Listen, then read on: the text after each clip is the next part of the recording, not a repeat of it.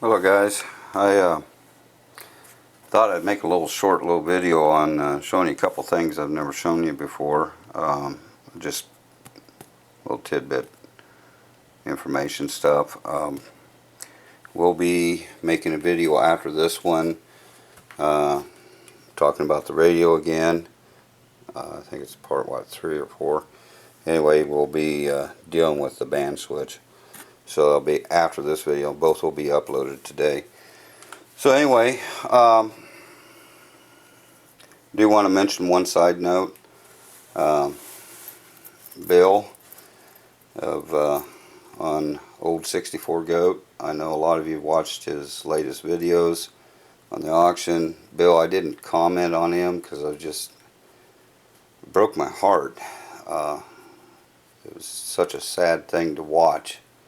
I watched all 4, but I wish I could have made it there. It was just too far. I live here in Iowa, so otherwise there'd been a lot of stuff there I definitely would have bid on and bought. So I wish you the best, and thanks for sharing that. Anyway, the first thing I want to talk about is this. I'm not sure exactly what year this is from. I say it's pre-war, but this is DeForest Training School in Chicago, Illinois. The very first thing I want to explain about DeForest Training, this is for electronics training, TV, radio. They actually had several different correspondence courses. This was the basic one for training on electronics and radio and TV. They also had some on various test equipment and such as oscilloscopes and other things. With these you would get the binder with the lesson plans in it, and you would have at each end of each lesson plan you would have sheets that you would detach, that you would answer questions, and then after a couple lessons they would have envelopes that you would send these back to the school, and they'd grade them and give you credit. And the other thing that they did was, in a lot of these, they would send kits and stuff, because practical is very important in any type of training. You need some sort of lab work to be done, as they call it in school. And so anyway, I wanted to show this. One other thing I wanted to talk about, DeForest training was established by a Dr. DeVry. He's the one that actually established the school. He named it DeForest because he was good friends with and colleague with Lee DeForest. The school is still existing. It's DeVry University. Of course, it's came a long ways, but it became DeVry University in 2002 and so forth. If you want to read up on it, you can either look up DeVry University or look up DeForest Training School. Either one, and Wikipedia does have history and timelines and the various things that the school went through. I just wanted to kind of just come through this, show it to you. Each one of these lessons, they would have at the back fold-outs showing pictures and other things. This is just some radio transmission, I think some TV transmission stuff. So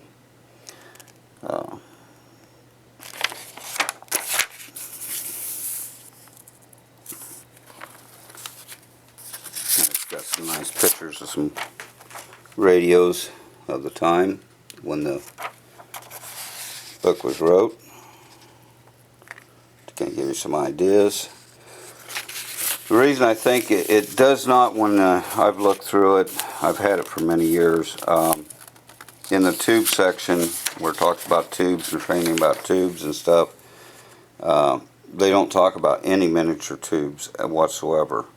So, you know, they go into octals and metal tubes, but that's as far as they go. Goes through methods of solving problems, arithmetic and stuff, current, electricity, and storage batteries. There's lots and lots of different information in here. Meters, you know, so it's kind of a neat little book. Series circuits, voltage drops, across everything. Oh, I didn't even know this was in here. I've been through this thing several times. Holbrook Manufacturing Company. Things that will. And it talks about, it's just notes, things that limit, different notes in here and different stuff. That's rather interesting. Let's see.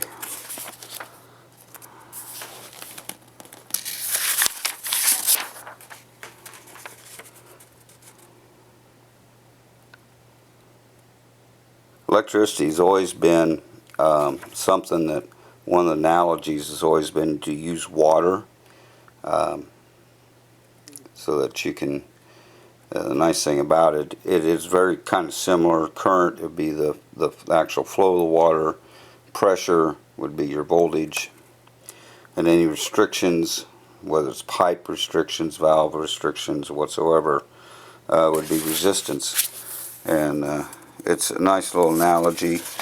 It's been used for a long periods of time. They go through Kirchhoff's laws, series circuits, and voltage, current calculations.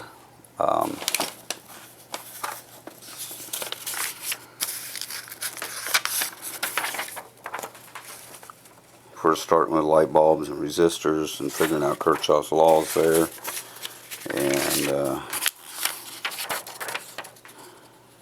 tubes, simple voltage divider circuits, so that you can figure them out. And they go through a lot of different stuff. They go into, let's see, work, force, and energy, induction, condensers, AC principles. I'm probably skipping a lot of these. More AC principles, impedance, resonant circuits, power transformers, radio principles. We go into waveforms, antennas, and different waveforms.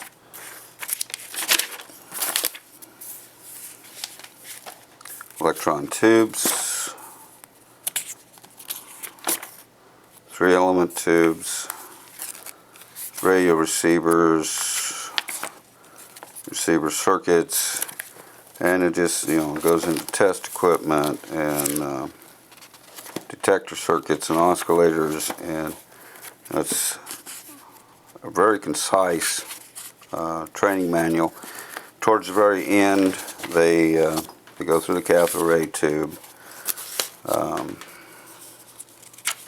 sweep circuits and stuff, dynamic testing, service, and they talk about service and service records. So they go through all this, talking about it and stuff. There's some paperwork, how you can kind of show up stuff. So anyway, I wanted to kind of just show that to you. If you more notes. If you have further questions on it, sometime in the future I might see if I can. This is just bound together by a string and tied together. And it'll take me quite a bit of time, but I could scan a lot of these in here, or at least scan some of it. And the introduction is kind of interesting, and you know, and put it on my Google Drive so everybody can see it. So anyway, the other thing I want to talk about is a little piece of equipment that has nothing to do with radios, but it's this little piece of equipment here. It's a Geiger counter.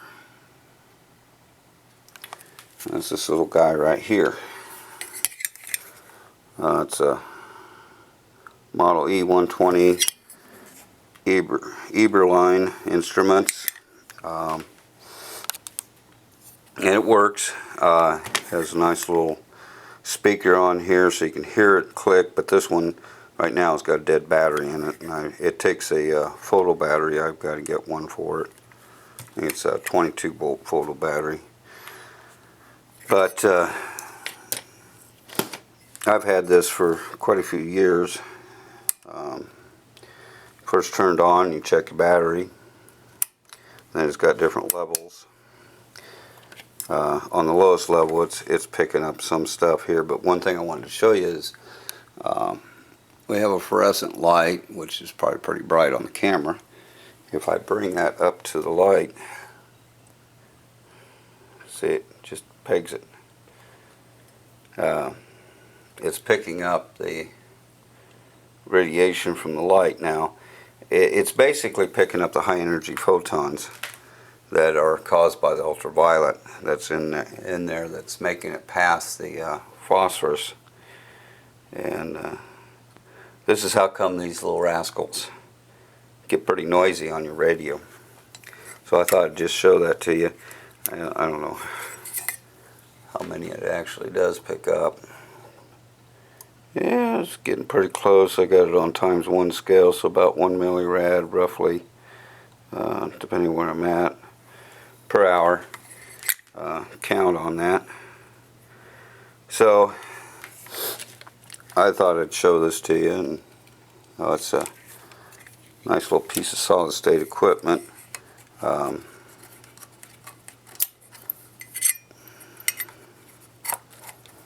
You take loose this, and we'll just go ahead and open it up.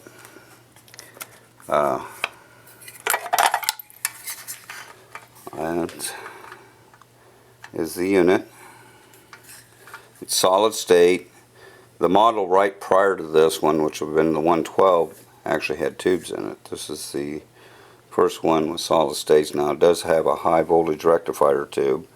The way these things work, they feed into the Geiger-Müller tube geez, don't want to focus on that. Anyway, they feed in there a 900 volts DC into that tube, and then when it picks up any radiation that causes a negative voltage pulse, then they take and amplify that. Let's see if I can get this thing set some way that I'll show you something in here. This little guy right down here is not a transistor, it's an IC. It's an early IC. I don't know if you can see the several legs on it. That IC is a dual NOR gate right here. This is part of the amplifier and trigger circuit. Here's that one little tube. It's a gas filled rectifier tube. You got 900 volts on the line feeding out to the probe. Sends back a negative voltage pulse, and this amplifies and adjusts that and sends that signal down to the meter and phono drivers to feed out to the meter and also to the phone, so that you can either hear it, or you can hook up headphones to it too, or an antenna, and it will actually send a signal out. Use a couple D-cell batteries. At some point there were some bad ones in here. This is how I got it. It had good batteries in it, but at some point there were some bad batteries in it that had leaked. So anyway, I thought you might be interested in that, looking at it and seeing it. They're kind of fun little things. They've kind of gotten a little expensive now, since a little bit of scare from Japan and stuff, and there is some radiation out there, I've noticed in the last few months, starting to get picked up and stuff. I've been outside. Inside you don't pick it up at all, and it's not anywhere near any levels that be any type of danger. So in there. So anyway, like I said, this is getting longer than I expected. I'll be uploading this, and then I'll also be uploading a video on this, on the band switch, and how it operates, and how it's connected, and how it looks on the schematic, and determining, you know, which connection is which, and how it switches in each coil and stuff. So anyway, kind of apologize for not getting to all the videos I've promised real quick, but this week we will get to them. So anyway, so until the next video, thanks for watching, and thanks for your comments. I've got a few still I got to answer yet. I'll get to that today, and I'll be making a theory video probably tomorrow. They'll be talking about I think we'll talk about the ABC and the circuitry of that. So anyway, I'll see you in the next video. Thanks again, guys.